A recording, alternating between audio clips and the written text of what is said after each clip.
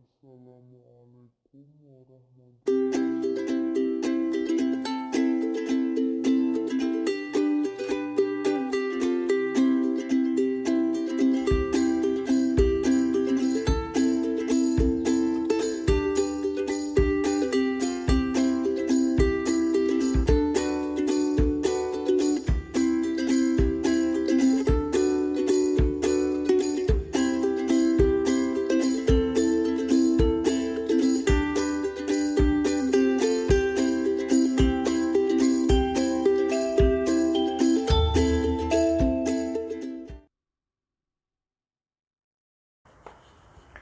Assalamualaikum warahmatullahi wabarakatuh. Saya Tiki Islamiyah NIM 1705520285. Di sini saya akan melanjutkan pembahasan materi pada minggu lalu, yaitu mengenai langkah-langkah audit manajemen. Pada minggu lalu sudah ada 2 langkah audit manajemen yang dibahas, yaitu ada audit pendahuluan dan ada review terhadap pengendalian intern. Dan di sini selanjutnya yaitu ada audit lanjutan dan ada juga pelaporan. Yang pertama saya akan membahas yang audit lanjutan. Audit lanjutan ini bertujuan untuk memperoleh bukti yang cukup untuk mendukung tujuan audit yang sesungguhnya yang telah ditetapkan dari hasil review dan pengujian pengendalian manajemen. Lalu pada tahap audit lanjutan ini, seorang auditor harus mampu mengungkap lebih lanjut dan menganalisis semua informasi yang berkaitan dengan tujuan audit, sehingga nantinya bisa disusun menjadi sebuah kesimpulan audit dan nantinya bisa dibuat rekomendasi yang dapat diterima oleh objek audit. Dalam audit lanjutan ini ada beberapa langkah atau tahap untuk melakukan audit lanjutan. Yang pertama yaitu mengumpulkan tambahan informasi latar belakang objek audit yang diperlukan. Langkah ini menekankan pada usaha untuk mendapatkan data yang lebih lengkap, yang lebih luas, yang lebih jelas dalam menganalisis aktivitas yang diaudit sebagai dasar pembuatan kesimpulan audit. Lalu langkah yang kedua yaitu memperoleh bukti-bukti. Dari sudut pandang seorang auditor, bukti ini merupakan fakta dan informasi yang dapat digunakan sebagai dasar pembuatan kesimpulan audit. Dan bukti ini agar dapat digunakan sebagai dasar pembuatan kesimpulan audit harus memenuhi beberapa kriteria. Di sini ada 4 kriteria menurut auditor, yaitu yang pertama itu ada relevan, yang kedua ada material, yang ketiga ada kompeten, dan kriteria yang keempat yaitu cukup. Yang dimaksud dengan relevan ini yaitu buktinya harus berhubungan dengan aktivitas yang sedang diaudit. Lalu yang dimaksud dengan material yaitu bukti ini harus cukup berarti dalam mempengaruhi kesimpulan yang dibuat nantinya. Lalu kriteria yang ketiga itu tadi ada kompeten. Kompeten ini yaitu bukti ini harus diperoleh dari sumber yang independen dan sumber yang bisa dipercaya. Lalu kriteria yang keempat itu ada cukup. Maksudnya cukup di sini itu bukti ini harus cukup memadai sebagai dasar pembuatan kesimpulan. Langkah yang ketiga itu membuat ringkasan dan mengelompokkan bukti. Di sini bukti-bukti yang diperoleh ini dalam audit kemudian nantinya harus diringkas dan dikelompokkan sesuai dengan elemen tujuan audit. Elemen di sini itu ada 3, yaitu kriteria, yang kedua ada penyebab, dan yang ketiga itu ada akibat. Bukti-bukti di sini yang termasuk dalam kelompok kriteria yaitu keseluruhan temuan audit yang berkaitan dengan norma dan standar norma yang ditetapkan dalam perusahaan dalam melakukan aktivitasnya. Di sini seringkali auditor menemukan bukti-bukti yang sudah tidak relevan dalam mendukung operasional perusahaan karena sudah berkembang suatu metode operasi yang lebih mutakhir yang dapat meningkatkan ekonomisasi, efisiensi operasi, dan aktivitas dalam mencapai tujuan. Sedangkan bukti yang merupakan kelompok penyebab itu biasanya berupa berbagai tindakan yang menyimpang atau tindakan negatif yang dilakukan yang merupakan sumber terjadinya ketidakekonomisian, terjadinya ketidakefisienan operasi, dan terjadinya ketidakefektifan pencapaian tujuan. Lalu di samping penyebab-penyebab negatif ini, ada juga kemungkinan auditor menemukan penyebab-penyebab yang positif, yang relatif terbalik dari penyebab negatif tersebut. Lalu yang terakhir itu elemen akibat. Jadi bukti-bukti yang merupakan kelompok akibat ini adalah bukti-bukti yang biasanya ditemukan terlebih dahulu. Bukti-bukti ini adalah hasil dari pengukuran antara penyebab yang terjadi antara kriteria yang berhubungan dengan penyebab tersebut. Bukti-bukti ini dapat dipahami sebagai dampak dari berbagai permasalahan yang terjadi pada objek audit. Langkah yang keempat yaitu ada pengembangan temuan dari dalam audit lanjutan. Pengembangan temuan ini merupakan pengumpulan dan sintesa informasi khusus yang bersangkutan dengan program atau aktivitas yang diaudit, dievaluasi dan dianalisis karena diperkirakan akan terjadi perhatian dan berguna bagi pengguna laporan. Pengembangan temuan ini harus dilanjutkan terus selama temuan tersebut diyakini memberikan informasi yang mendukung keakuratan kesimpulan audit. Di sini ada beberapa hal yang perlu diperhatikan auditor dalam pengembangan temuan. Yang pertama itu ada pertimbangannya harus ditekan pada situasi dan kondisi pada saat program atau aktivitas tersebut berlangsung, bukan pada saat diaudit. Lalu yang harus diperhatikan yang kedua yaitu pertimbangan atas kompleksitas dan besarnya sumber daya yang terlibat dalam program atau aktivitas yang telah atau yang sedang diaudit. Yang ketiga itu auditor harus jujur dan objektif berdasarkan pertimbangan profesionalnya melakukan analisis terhadap temuan-temuan yang diperoleh pada saat audit dan menghindari pengungkapan kelemahan-kelemahan yang terjadi pada saat diaudit yang secara tidak logis.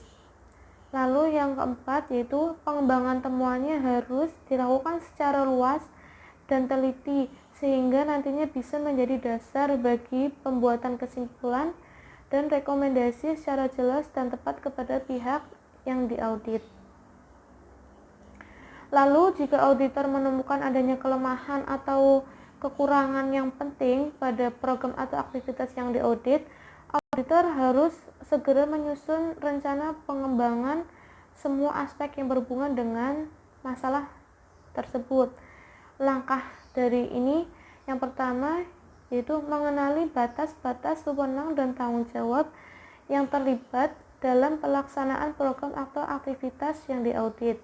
Yang kedua yaitu memahami secara seksama sebab-sebab terjadinya kelemahan pada program atau aktivitas yang diaudit. Lalu yang ketiga yaitu menentukan apakah kelemahan tersebut merupakan kelemahan yang berdiri sendiri atau tersebar luas pada berbagai program atau aktivitas yang lain. Langkah selanjutnya yang keempat yaitu menentukan akibat atau arti penting dari kelemahan tersebut. Lalu yang kelima yaitu menentukan rekomendasi atau saran-saran untuk perbaikan dari masalah tersebut. Langkah audit lanjutan yang kelima yaitu perubahan luas dan arah pengembangan temuan.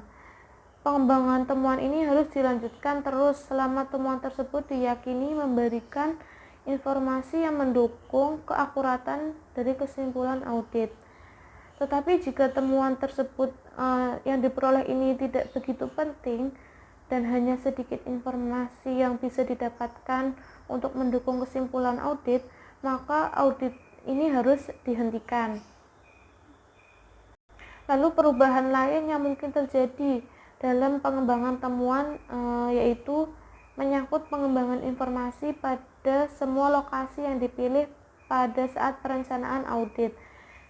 Jika hal ini terjadi, maka auditor harus dengan segera menyampaikan hal ini kepada pihak yang diaudit. Selanjutnya yaitu ada kertas kerja. Kertas kerja ini merupakan catatan-catatan yang dibuat dan data-data yang dikumpulkan auditor secara sistematis pada saat melaksanakan tugas audit. Dan manfaat dari kertas kerja audit ini yang pertama itu kertas kerja ini merupakan merupakan dasar penyusunan laporan audit. Lalu manfaatnya yaitu kertas kerja audit ini merupakan alat bagi atasan untuk mereview dan mengawasi pekerjaan para pelaksana audit. Lalu manfaat yang ketiga, kertas kerja audit ini merupakan alat pembuktian dari laporan hasil audit. Lalu manfaat yang keempat, kertas kerja audit ini menyajikan data untuk keperluan referensi. Lalu manfaat yang kelima, kertas kerja audit ini merupakan salah satu pedoman untuk tugas audit berikutnya. Dan kertas kerja audit ini mempunyai beberapa syarat. Syarat yang pertama, kertas kerja audit ini harus lengkap dan ringkas, harus bebas dari kesalahan-kesalahan, harus didasarkan atas fakta dan argumen yang rasional. Lalu kertas kerja audit ini harus sistematis, rapi, dan mudah dipahami. Lalu kertas kerja audit ini harus memuat hal-hal yang penting dan pastinya harus relevan. Lalu kertas kerja audit ini harus mempunyai tujuan yang jelas dan harus bisa menghindari pekerjaan yang menyalin ulang. Dan yang terakhir, syaratnya itu harus mencantumkan kesimpulan hasil audit. Lalu di sini selanjutnya ada bentuk dan isi kertas kerja audit. Kertas kerja audit ini yang pertama ada nama objek audit, lalu ada program atau aktivitas yang diaudit, lalu periode audit. Nama objek audit ini bisa nama perusahaan atau instansi yang diaudit, perusahaan apa gitu misalnya. Lalu program atau aktivitasnya, lalu ada periode auditnya tahun berapa. Lalu yang kedua, halaman pertama kertas kerja audit, yaitu daftar isi dari kertas kerja audit tersebut. Lalu isinya yang ketiga itu ada halaman berikutnya yang secara berurutan. Yang pertama itu ada daftar simbol audit beserta keterangannya, lalu ada tembusan surat tugas, terus ada program kerja audit, yang terakhir itu ada kelompok-kelompok kertas kerja. Isi dan pengelompokan kertas kerja audit ini, yang pertama itu ada kelompok audit pendahuluan. Di dalam kelompok audit pendahuluan ini meliputi subkelompok yang pertama itu ada program kerja audit pendahuluan. Lalu subkelompok yang kedua itu ada hasil audit pendahuluan. Hasil audit pendahuluan ini ada beberapa, yaitu ada informasi umum tentang program atau aktivitas yang diaudit. Lalu yang kedua ada penelaahan berbagai peraturan dan kebijakan yang berkaitan dengan program atau aktivitas yang diaudit. Lalu yang ketiga ada ikhtisar hasil temuan audit pendahuluan. Lalu kelompok yang kedua yaitu ada review dan pengujian pengendalian manajemen. Di sini ada dua subkelompok. Subkelompok yang pertama itu ada program kerja audit atas review dan pengujian pengendalian manajemen. subkelompok yang kedua itu ada hasil audit atas review dan pengujian pengendalian manajemen. Dan hasil audit atas review pengujian pengendalian manajemen ini ada dua di dalamnya, yaitu yang pertama ada penelaahan terhadap berbagai peraturan dan kebijakan yang berlaku pada objek audit. Yang kedua itu ada ikhtisar hasil temuan audit atas review dan pengujian pengendalian manajemen. Lalu kelompok kertas kerja audit yang ketiga itu ada audit lanjutan. Di sini ada dua subkelompok. Yang pertama itu ada program kerja audit lanjutan dan ada subkelompok yang kedua itu ada hasil dari audit lanjutan tersebut. Hasil ini ada yang pertama ada pengembangan temuan, yang kedua ada daftar temuan dan rekomendasi. Selanjutnya yang kelompok keempat itu ada laporan hasil audit. Di sini meliputi konsep dari laporan hasil audit dan tembusan dari laporan hasil audit tersebut. Selanjutnya ada program kerja audit.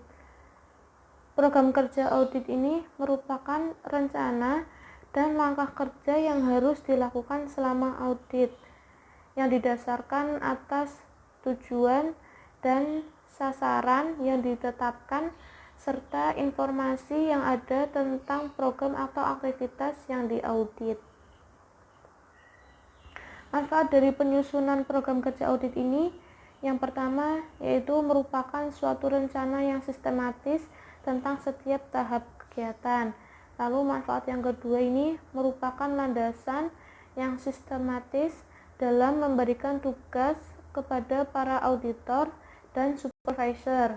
Lalu manfaat yang ketiga ini sebagai dasar perbandingan pelaksanaan kegiatan dengan rencana yang telah disetujui dan dengan standar serta persyaratan yang telah ditentukan. Lalu manfaat yang keempat ini dapat membantu auditor dalam menyesuaikan dengan ruang lingkup, tujuan, dan serta langkah-langkah audit. Manfaat penyusunan program kerja audit selanjutnya yaitu dapat membantu auditor untuk mengenali sifat pekerjaan yang telah dikerjakan sebelumnya. Lalu manfaat yang terakhir ini dapat mengurangi kegiatan pengawasan langsung oleh supervisor. Lalu ada tahapan program kerja audit. Tahapannya yang pertama itu ada pendahuluan, yang kedua itu ada pengujian dan review, lalu yang ketiga itu ada lanjutan. Tahapan yang pertama pendahuluan. Pendahuluan ini yang pertama itu ada pengumpulan informasi umum tentang objek yang diaudit, lalu yang kedua ada cara pelaksanaan prosedurnya, dan yang ketiga itu ada sistem operasional yang diterapkan dalam perusahaan. Lalu tahapan program kerja audit yang kedua tadi itu ada pengujian dan review. Ini memuat langkah-langkah audit yang bertujuan untuk menemukan bagian-bagian yang mengandung kelemahan pada sistem pengendalian manajemen. Tahapan yang ketiga itu ada tahapan lanjutan. Ini meliputi langkah-langkah rinci untuk mendapatkan bukti yang cukup, material, dan relevan dalam mendukung teman-teman yang menjadi dasar rekomendasi atau menjadi dasar perbaikan. Yang terakhir itu ada langkah pelaporan. Langkah pelaporan ini merupakan bagian akhir dari proses audit manajemen. Laporan ini memuat kesimpulan audit tentang elemen-elemen atas tujuan audit dan rekomendasi yang diberikan untuk memperbaiki berbagai kekurangan yang terjadi serta rencana tindak lanjut dalam mengaplikasikan rekomendasi tersebut. Fungsi dari laporan hasil audit manajemen ini ada 3. Fungsi yang pertama itu sebagai dasar untuk memberikan rekomendasi perbaikan kepada manajemen. Lalu fungsi yang kedua sebagai dasar penyusunan program kerja audit untuk periode yang mendatang. Lalu fungsi yang ketiga itu sebagai bahan pertimbangan para auditor-auditor selanjutnya dalam mengevaluasi. Dalam pelaporan ini ada dua cara penyajian laporan audit manajemen. Yang pertama itu dengan cara penyajian yang mengikuti arus informasi yang diperoleh selama tahapan-tahapan audit. Cara yang kedua yaitu cara penyajian yang mengikuti arus informasi yang menitik beratkan penyajian kepada kepentingan para pengguna laporan hasil audit tersebut.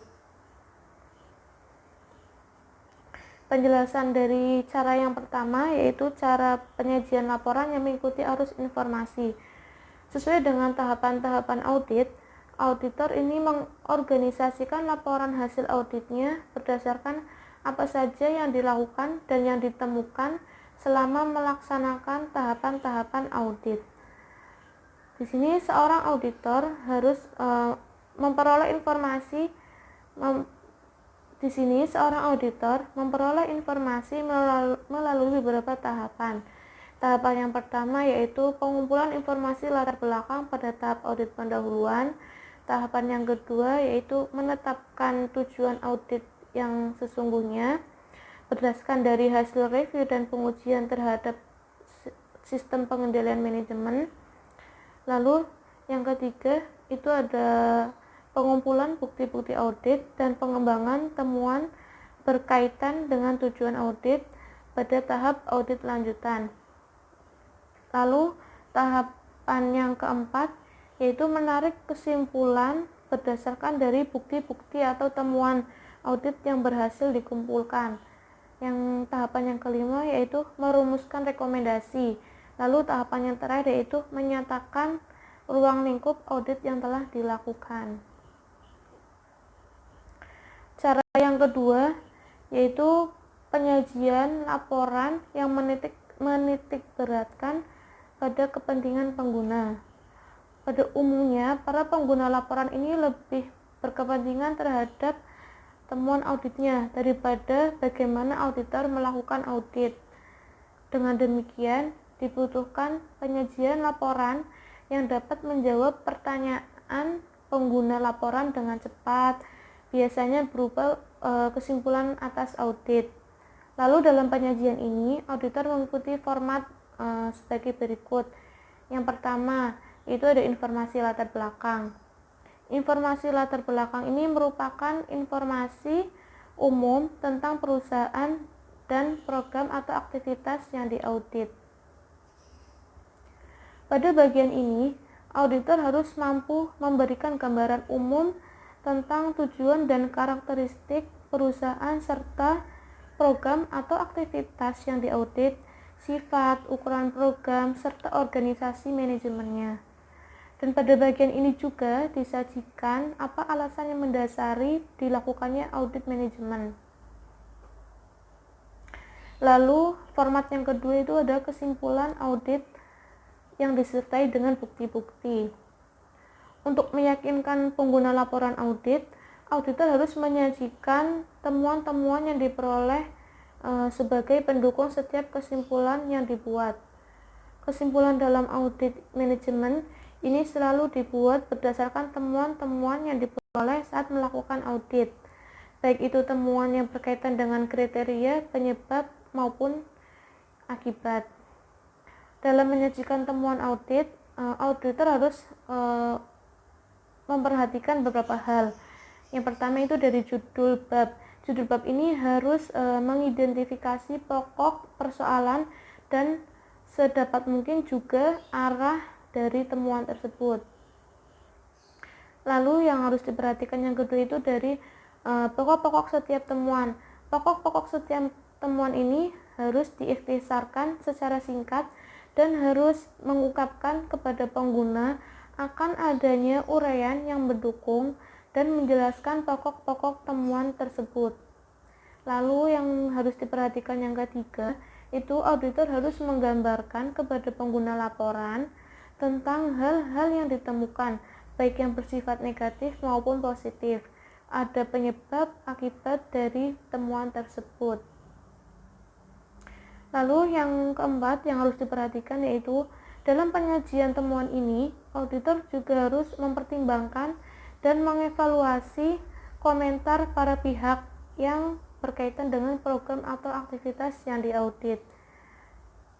Lalu selanjutnya itu yang harus diperhatikan, semua penyajian temuan ini harus diakhiri dengan suatu pernyataan yang menjelaskan sikap akhir auditor atas dasar pertimbangan yang matang terhadap informasi yang telah diperoleh.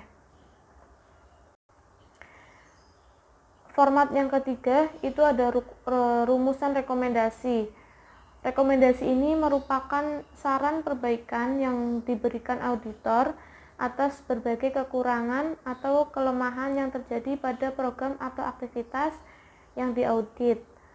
Auditor ini harus memberikan rekomendasi kepada para atasan dari pengelola program atau aktivitas yang diaudit.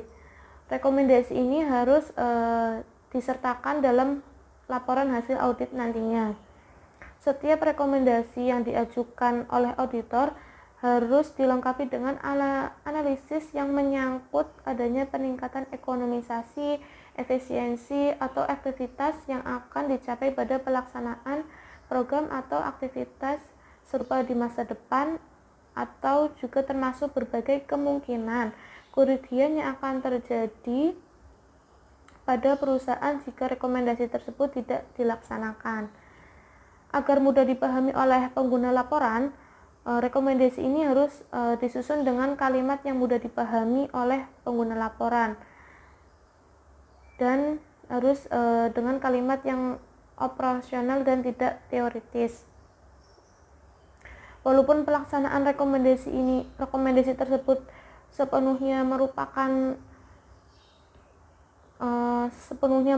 kewenangan manajemen perusahaan, sebenarnya auditor juga berkepentingan terhadap dilaksanakannya rekomendasi tersebut.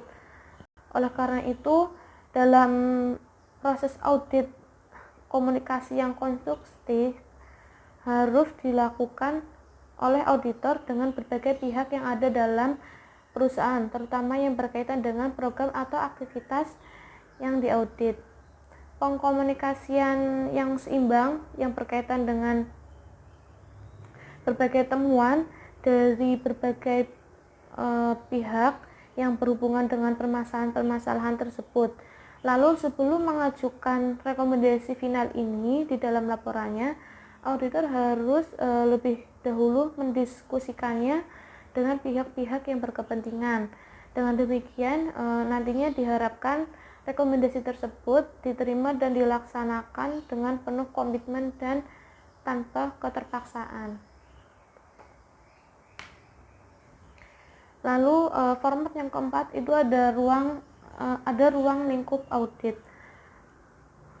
Ruang lingkup audit ini menunjukkan berbagai aspek dari program atau aktivitas yang diaudit dan pada periode waktu dari program atau aktivitas yang diaudit oleh auditor. Pada bagian ini juga harus disajikan seberapa mendalam audit tersebut dilakukan. Untuk hal yang tidak masuk dalam ruang lingkup audit ini sebaiknya tidak disajikan di dalam laporan yang dibuat supaya tidak mengaburkan pemahaman pengguna laporan dari hasil audit yang disajikan auditor. Sekian tahap-tahap atau langkah-langkah audit manajemen yang dapat saya sampaikan. Saya mohon maaf jika ada kesalahan dalam pengucapan atau kesalahan dalam materinya. Terima kasih. Wassalamualaikum warahmatullahi wabarakatuh.